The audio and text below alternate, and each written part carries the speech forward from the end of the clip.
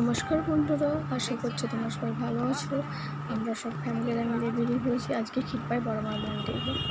ওখানে আমার কোনো টাইমেই যাওয়া হচ্ছিল না, তো এবার সব ফ্যামিলি মিলে টোটো ভাড়া করে বেরিয়ে পড়েছে।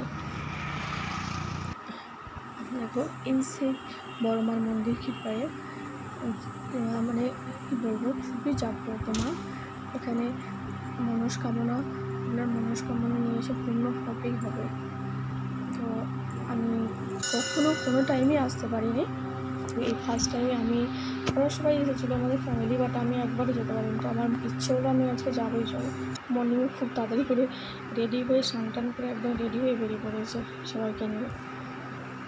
মানে এখানে আপনাকে কিছু নিয়ে আসতে হবে না।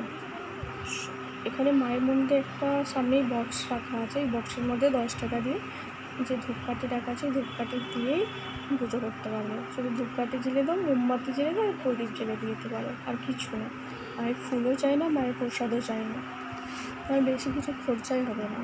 যে চাল ডাল হ্যান ত্যান মন্দিরে যেমন পুজো, ওইসব কিচ্ছু নিয়ে যেতে হবে মায়ের কাছে। মাকে মিষ্টিও দিতে হবে না, সন্দেশও মা নেয় না কারোর কাছ থেকে। মাকে মনের কামনা, মানে মনের যে বাসনাটা জানিয়ে সব ধূপ জ্বেলে প্রণাম করলেই হবে।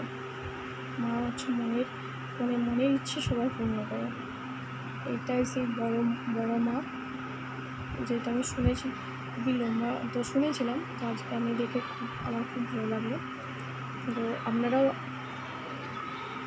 ইচ্ছে করলে আসতে পারেন। এখানে ক্ষীরপাই হালদারটি দিয়ে নেমে সামনেই, বেশি দূরে না, ওখানে টোটোওয়ালাদিকে বলে টোটোরা নিয়ে এসে পৌঁছে দেয় ক্ষীরপাই বড়মার মন্দিরের মাঠের ধারে। বেশি করে হাঁটতেও লাগে না, একটু ভেতরে, তো টোটো করে আসতে হবে অনেকটা, নাহলে হাঁটতে হবে ওখান থেকে। একদম মাঠের ধারে মন্দিরটা, আমার তো খুবই ভালো লেগেছে, অনেক দিন থেকে আসার ইচ্ছা ছিল।